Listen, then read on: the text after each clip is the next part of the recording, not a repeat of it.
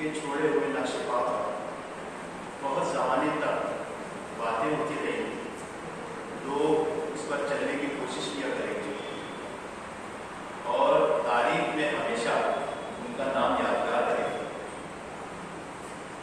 उनकी ज़िंदगी के तमाम पहलुओं में से दो चीज़ें मुझे बहुत वाज़ेह नज़र आती हैं। एक उनका तरक्की पसंद है, अपनी तरक्की पसंदी को उन्होंने अपनी ज़िंदगी के हर शोबे में बहुत ही वज़ाहत से सबके सामने रखा। मैं उस्मान मरीज़ साहब, आसिफ सुबानी साहब और सिराज बिलाल साहब से उनकी शख्सियत के मुताबिक बहुत बातें सुनता रहा। जिस ज़माने में हम लोग सब रोज़नामा हिंदुस्तान से मुंसलिक थे, कोई हफ्ता अशरा ऐसा नहीं जाता था जब उनका जिक्र ना होता। वो अपने अकायद में चाहे सियासी हो, मजहबी हो, अदबी हो, बहुत ही वाज़ेह। आज का ज़माना ऐसा हो गया है कि लोग अपनी असल हकीकत को कभी बयान नहीं करते और जो सियासी माहौल है यहाँ पर भी हर एक में खौफ है कि उसने अपने जज्बात और अपने ख्यालात को वाज़ेह तौर पर बयान किया तो उसका क्या हश्र होगा। लेकिन आज से 50-60 साल पहले शहर में जुबान और अदब के साथ ही जो मजहबी अकायद का गलबा था और जो शिद्दत थी, हम लोग तो थे नहीं, बुजुर्गों से सुना कि तमाम मसलक के मानने वाले बड़ी शिद्दत से अपने अकीदे पर कायम होते थे और सिर्फ यही सही, दूसरा अकीदा जो है वो इतना सही नहीं है, ये कहते थे। उस वक्त जाफरी साहब ने मसलक बदला और अहले तशरीह से मुंसलिक हो गए। उन्होंने अपने अकीदे को कभी छुपाया नहीं, बड़ी वज़ाहत से वो शिया अकीदे को मानते हैं ये कहा, मजालिस में आते जाते थे और कभी उनसे किसी ने सवाल किया तो बड़ी बेबाकी से जवाब दे देते। मेरे वालिद साहब के दोस्त थे, ये मेरा उनका ताल्लुक। वालिद साहब से मिलने के लिए आते थे और जब कभी घर आते थे तो मैं कभी कभी मिल जाया करता था। ये मेरी उनकी मुलाकात। वालिद साहब के बाद मेरे वालिद की निशानी में तो मैं भी कहीं कहीं पूछता रहता। उनका तरक्की पसंद होना, वो अपनी बात के कहने में, अपनी तरक्की पसंदी के बयान में बहुत वाज़ेह है। उनकी अज़वाजी ज़िंदगी में उनकी तरक्की पसंदी किस तरह से दखल देती थी, मैं सिराज बिलाल वगैरह से ये बातें सुनता है। मुझे आज उनके लिए कुछ कहने का मौका दिया। वो एक बड़े आदमी थे और मैं इस पर फख्र महसूस करता हूँ कि हमारे जैसे तालिबे उर्दू के उनके मुतालिक कुछ कहे।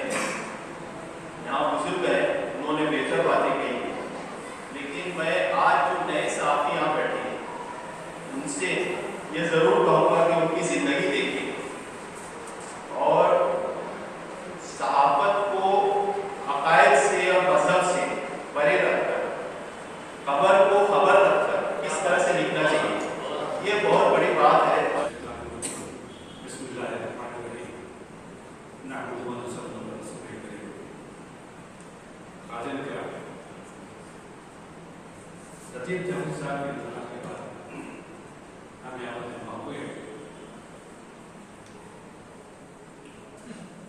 जाफरी साहब के ताल्लुक से सभी ने उनकी शख्सियत के बारे में, उनकी काबिलियत के बारे में, उनकी सलाहियतों के बारे में कहा है।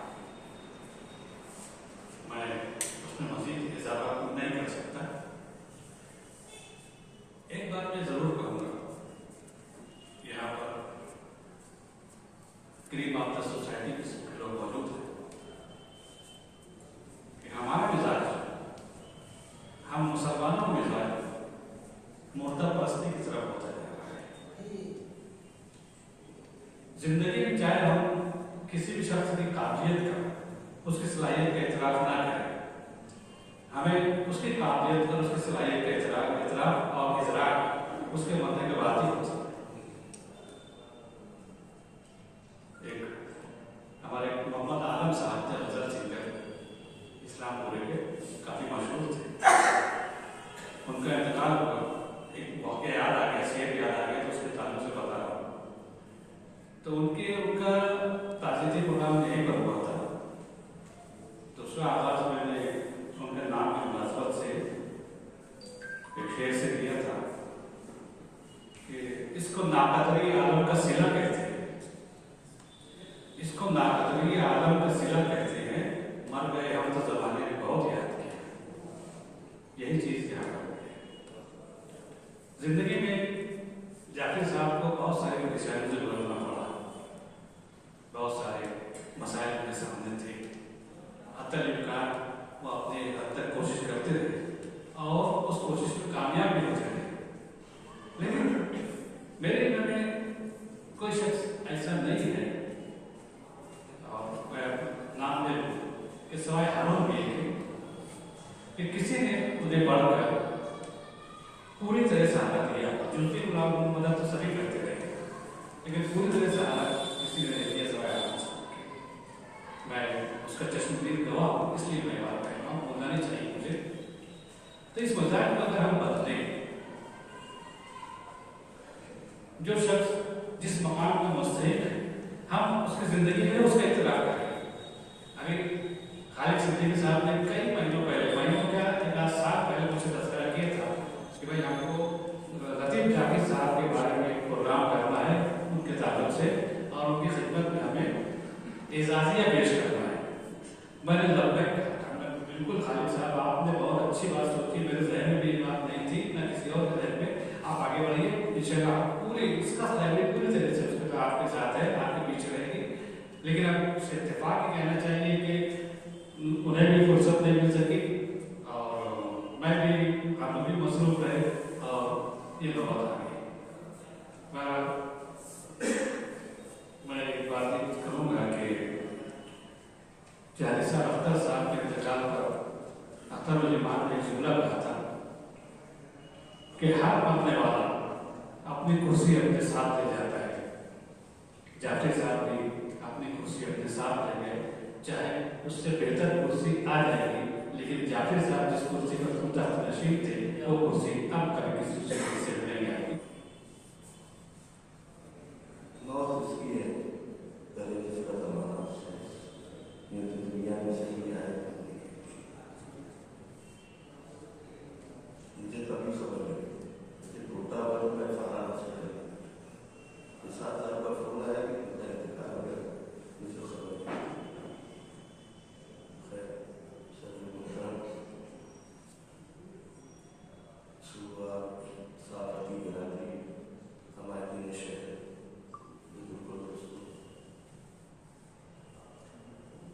जाफरी साहब से मेरा पहला ताल्लुक शायद आप लोगों को जो पुराने बुजुर्गों को याद होगा कि म्यूनसिपलिटी लड़की दरपट्टी वगैरह जब अदा नहीं करते थे तो लाल कपड़ा पहन के तो जीप लेके आते थे वसूली के लिए। हमारे हालात उस वक्त बहुत खराब थे, बचपन का जमाना था।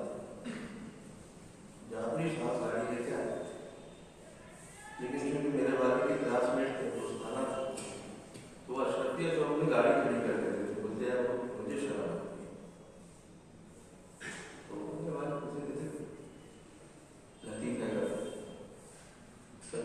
पहली बार मैंने जाना कि ये लतीफ़ था, लतीफ़ उमर साहब, मुझे नहीं पता था लतीफ़ जाफरी है, साथी है, क्या है। मेरे वाले के दोस्त थे, तो मैंने पहली बार वो दिन है और आज का दिन जब तो चले गए। एक बाप बेटी का रिश्ता उन्होंने भी दिखाया, हमने भी अब तक उस रिश्ते को बाकी रखने की पूरी कोशिश। एक साफी के हैसियत से वो क्या थे दुनिया के साथ बहुत दिखा। ऐसा कलाकार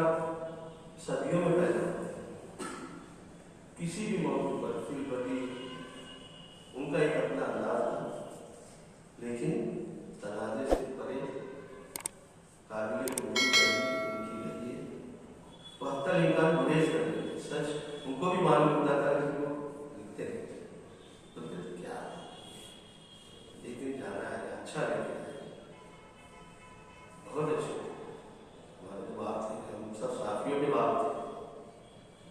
और एक बात आ गई थी कि बहुत ही खादसारी उनकी कोई ना कोई बात में तनाज़ा वापस नहीं ठीक तनाज़ा से बहुत और ऐसी शख्सियत सदियों में पैदा हुई जो सबको लेके चलने का मामला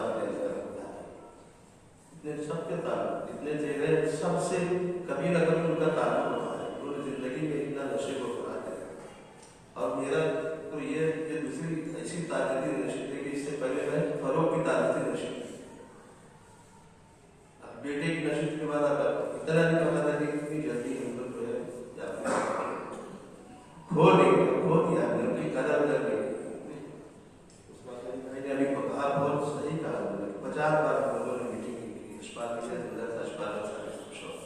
जब से हम लोग उनका जश्न मना रहे, लेकिन हम इतने ना आए थे ना आ रहा है, मुर्दा परत भी नहीं है, आज यहाँ पूरे कल खुल जाए 2-4 दिन चूंकि 12 से मुंसलिक थे, उनका बाजा गाजा होगा उसके बाद तो मुर्दा परत कह रहा है कि लाइफ में उनके साथ पता नहीं क्या था, कितनी बार मीटिंग की अशफाक भैया साहब ने, कानून साहब ने किया, डॉक्टर खलील साहब ने बात किया, या जाफर साहब ने ताबा काटा बहुत अच्छा लिखते थे, बड़ी खिदमत, लेकिन कोई उनकी सही बोली महाराज साहब उनकी कदर की बाकी जुज़वी इमदाद तो सभी ने उनको उनकी जरूरत नहीं थी, लेकिन उनका एक अपना मसला घर के हालात लेकिन मेरा बहुत बड़ा आसान है, हम साफियों के लिए, हम कलाकारों के लिए बहुत बड़ा आसान कुछ भी कम से कम हमारे सर पर एक सरप्रस्त की हैसियत से मौजूद, उनको ऐसा लगता था हमारा बाप रूहानी बाप कहिए, आप जो रहेगा जिस शब्द से जिस मोहब्बत से हमको नवाजा है, उसका हमको तो उसका कोई रिटर्न नहीं है, उसको कोई परत फेड़ नहीं है उस मोहब्बत की। बहुत मैं आपसे दुआ करता हूँ कि अल्लाह पाक हमारे चीफ जाफरी साहब को हरी की हिम्मत करे, सैयाद से गुजर के फैसला को कबूल करे, आला मुकाम होता है तो जिंदगी में तो खिदमत ही करते रहेंगे। दावत अखबार आप लोगों ने देखा हो, फिर उसके ऊपर जो बैनर पर क्या आपसे अच्छा बेटा अच्छा करें जो सही बात लोगों तक पहुँचाए, और जाफरी साहब ने ये पूरी जिंदगी किया, हम उनके कदम की उनके साबर की खिदमत की गवाही देते हैं, अल्लाह ताला से दुआ करते हैं कि उनकी मसाइल जमीला को कबूल करें। मुझे 2 लफ्ज़ कहने का मौका दिया, शुक्रिया। उनकी सहाफत अदब सब बहुत तफसील से बताया, हर किसी ने यहाँ पर कहा वक्त ताज़ियती जलसे में इतना ही कहा जाता है, हालांकि बहुत कुछ रहता है, इंसान के अंदर बहुत सारी खूबियाँ रहती है। आज 85-87 साल की उम्र में उन्होंने इतना तो नहीं किया होगा कि इतना 1-1.5 घंटे के अंदर बहुत कुछ किया होगा, सिर्फ वो सामनामा या और दीगर अखबार के ही ताल्लुक से, जहाँ जहाँ भी जिनसे भी ताल्लुक होगा हर जगह उन्होंने अपनी खिदमत की। मैंने तो उनको इसी हॉल में कई प्रोग्रामों में बहैसियत मेहमान सदर सामाइन जैसे 12 सैकड़ों मरतबा देखा, हर मरतबा वो आते थे, शरीक होते थे और अपना जो रवैया था इंसान का, अगर उसको देख ले तो बोले क्या ऐसा भी इंसान हो सकता है, ऐसा ही करना चाहिए। अभी मैं यहाँ और दूसरी बातें नहीं, असल में शुरू में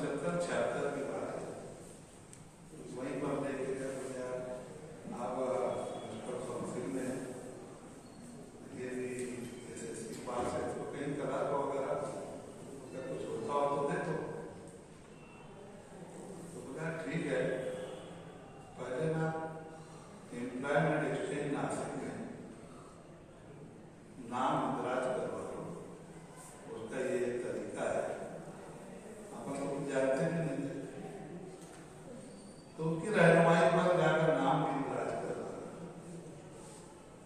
उसके बाद वो एक तो मतलब उन्होंने हमारे मामू से ही ज्ञात किया कि क्या हुआ, बोले नहीं अब वो नाम तो लिखवाया है लेकिन अब उनका डीएड में एडमिशन हो गया है, वो डीएड कर। ये पहली मुलाकात हुई। उसके बाद फिर अपन एरम के हेडमास्टर बने। उनके लड़के एरम नहीं पढ़े, बड़ा लड़का फरोख जाते और छोटा काशिम और वो उनकी लड़की, तीनों एरम नहीं पढ़े। एडमिशन के लिए जो खुद ही आए थे और आपा भी आए थे, एडमिशन हुआ। अक्सर बेशतर उनका आना जाना हुआ करता। जितने सोशल गैदरिंग वगैरह रहती थी वो बाकायदा आते थे, बच्चे भी उनके शरीक हुआ करते थे और बच्चों से मुताबिक हमेशा कुछ ना कुछ पूछते ही रहते थे। एक मरतबा ऐसा हुआ कि गालिबा को जूनियर केजी से तो दाखिल हुए, चौथी तक पढ़े उन्होंने वहाँ, लेकिन शायद पहली दूसरी जमात में बच्चे थे उनके, तो उन्होंने बिस्किट के पैकेट लेकर आ गए। स्कूल में अभी आज इतना ज्यादा तादाद में बच्चे उतने नहीं, फिर भी 200-250 बच्चे तो थे। और लाए उन्होंने सब बोले बिस्किट दे दो। ये वाकया तो मेरे पास सामने पहली मौका आया कि कोई पेरेंट्स ने इस तरीके से आया अपने बच्चों के साथ साथ तमाम तालीम तलबा को भी तकसीम कर। उसके बाद फिर सिलसिला चलता रहा, बहुत सारे पेरेंट्स आए, पहला वाकया। उसके बाद अक्सर वो बेशतर वो मिलते थे, ताल्लुक हो गया क्योंकि वो मेरे, मैं उनको अपना मौसिक मानता हूँ। एक मरतबा वो मिले, मैं बोला आइए जी आपके साथ चाय चाहिए। उन्होंने बांधा चाय लेकिन मैं बोला अरे तुम्हारी चाय मुझ पर उधार है, कर्ज है, पी लो। ऐसे मैंने कई 17 बार यही बात बोली, हर मरतबा जब मिलते थे जब बोले यार कितनी चाय मुझे उधार है, मुझे है और कौन सी एक कप की है। अरे तुम्हारे घर 1975 में आया था जब तुम वो हॉस्पिटल के पीछे किराए से रहते थे। बोले यार ये तो लोगों को मालूम भी नहीं कि वहाँ किराए से मैं रहता था, मेरे मुताबिक जो दूसरे मकान मालूम है शायद मेरे पास है कहाँ का। बोले नहीं बस आया हूँ, तुम शायद 2, 4, 5, 6 साल वहाँ थे और वहाँ आपने चाय पिलाए थे। अरे तो बोले यार वो कटता तो थोड़ी, लेकिन कुछ दिनों का महीने 2 महीने के बाद भी अगर वो मुझसे मुलाकात हुई तो ऐसे देखते थे हाँ वो बात में यार तुम कहाँ हो, ऐसे जैसे मैं रोज का उनका मिलने वाला हूँ, उनके बहुत करीबी ताल्लुक वाला हूँ।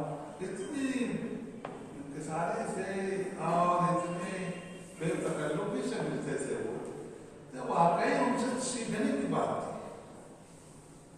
ये जो उनका तरीका था, रवैया था, इंसानियत मना है। उनका नाम लतीफ था, पर बाकायदा लतीफ ही उनका सब रवैया, उनका मिजाज वैसा ही था।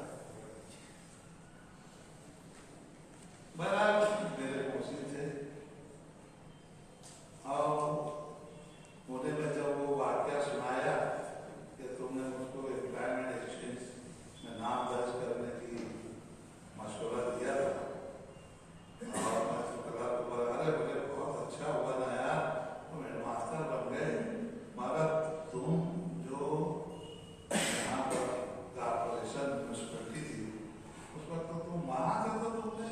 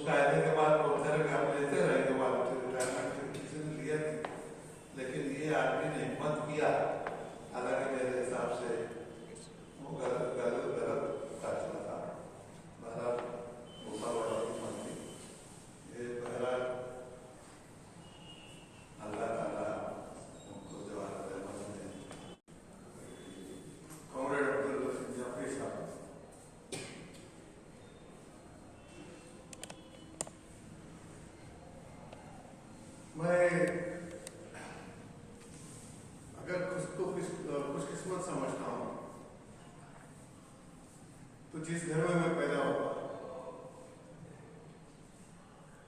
और मेरे वालिद ने, मेरे पिताजी ने मुझे इस शहर के कुछ चंद ऐसे लोगों से या उनका रास्ता हम मिलाया, उनमें से भी कॉमरेड जाफरी साहब एक वो शख्सियत। मेरे पिताजी सोच से, विचारों से सोशलिस्ट है, पर उनका बहुत सारा ज्यादातर बैठना उठना कम्युनिस्टों में। तो इसके लिए मेरे घर में मेरे बचपन से मैं सभी लोगों को देखता था और वो मुझे मिलाते थे। कॉमरेड इसरार आजमी थे, कॉमरेड अरुण बी साहब थे, कॉमरेड शबक अंसारी थे, और एक थे वो शाहिर इकबाल। उनको बहुत कम जिंदगी मिली, वो भी लिखा करते थे और शायरी लिखते थे उसमें, वो मराठी में भी लिखते थे। मराठी में वो जब लिखते थे तो वो धनंजय के नाम के आर्टिकल से वो लिखते थे। तो जब भी से वो कॉमरेड जाफरी साहब को मैं देखता था, जब भी बात करने का मौका मिलता था, तो मैं बचपन से ही उनसे बात करने का मौका मुझे हमेशा मिलता है। जैसे जैसे बड़े होते चलते हैं अपन, तो नई नई चीजें पता चलती रहती है। तो बाद में पता चला कि वो अच्छा लिखते हैं, शाहजहां में काफी हद तक वो लिखा करते थे, और उनके लिखी हुई बातों को कभी कभी मैं सेवक सोशल क्लब पे बैठता था नए पूरे पे, इजाज उमर, तो उनका जो लिखने का अंदाज था तो मैं उनसे पढ़वा लेता था। अशफाक ईसाई साहब या तो फिर इजाज उमर, ये मुझे वो पढ़ के सुनाते थे। उनका कई लोगों ने बोल चुके होंगे, मगर फिर भी मैं दोहराऊंगा। लिखने का उनका जो अंदाज, जो बातें थी और जिस तरह की उर्दू वो लिखते थे, वो बहुत सारे लफ्ज जो है ना वो कभी सुने हुए नहीं। तो नॉन उर्दू वाला आदमी है ना, वो जब आदमी बातें करते हैं तो जो जो लफ्ज अपने दिमाग में आते हैं तो उसको ख्याल में रखते हैं। तो जैसे मराठी में कहा जाता है कि पुणेरी मराठी ही एक उत्कृष्ट मराठी होती है, उसी तरह उनके उर्दू के जो कुछ लफ्ज ऐसे होते थे और जो लिखने का तरीका था वो बहुत ही सादगी भरा और अलग अलग से होते थे। जैसे था स्टैंडिंग कमेटी, हाँ नहीं बोलता, वो कभी सुना ही नहीं था। बाकी जब भी खबरों में आते तो अपने इधर ये लिखते थे स्टैंडिंग कमेटी का चुनाव होता। मैं काउंसिलर जब बना तो कॉर्पोरेशन में जाया करता था। पहले जब म्यूनसिपलिटी थी तो घरपट्टी से जन्म मृत्यु में आए, हमेशा उनके पास जाके इस शहर की जो रिवायतें थी, जो तहजीब थी, चाल चलन था, दूसरा इस शहर का जो इतिहास है, इसके बारे में मैं उनसे काफी तरह बात करता था और उनसे सुनते थे। इसके लिए मुझे ये शहर समझने में, इस शहर के लोगों को समझने में, इस शहर के कल्चर को समझने में बहुत आसानी है और सहज जैसे मैं समझ सकता हूँ। जैसे अभी इसके पहले अपन ने बहुत सारे लोगों ने कहा भी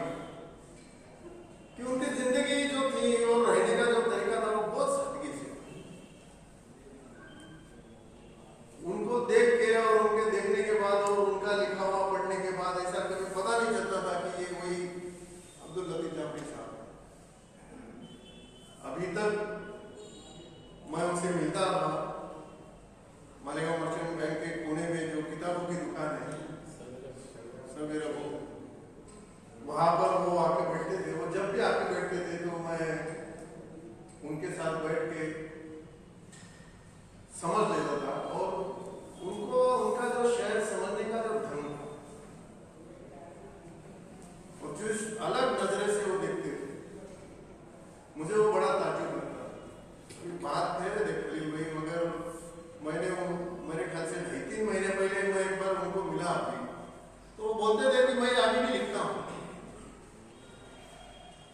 यानी ये उम्र में भी जिसने बचपने से लिखना शुरू किया हो, तो शायद उम्र के आखिरी पड़ाव तक लिखते रहे। लिखने पर और अपनी बात रखने पर, लोगों के सामने आने पर इतना मिलनसार आदमी शायद हम में से किसी ने नहीं देखा। काफी बातें याद आती रहती है, मगर बहुत सारी बात मेरे पहले के मुकर्रिर यहाँ बता चुके थे। मगर एक अच्छा और उनकी जो छवि है वो हमेशा एक सेक्युलरिज्म की थी, और ये उनका अंदाज मुझे हमेशा पसंद रहा। उनको किराए हकीकत देने का इतना जल्दी वक्त आएगा ये पता ही नहीं, क्योंकि बहुत अच्छी तरह से उन्होंने खुद को भी संभाला, मगर फिर भी वो आज हमारे इसमें हमारे दरमियान नहीं। हम उनके किए हुए कामों को, उनके साथ गुजारे हुए पलों को हमेशा याद रखकर उन्हें हमेशा हमारी जिंदगी में हम जिंदा रखेंगे। यही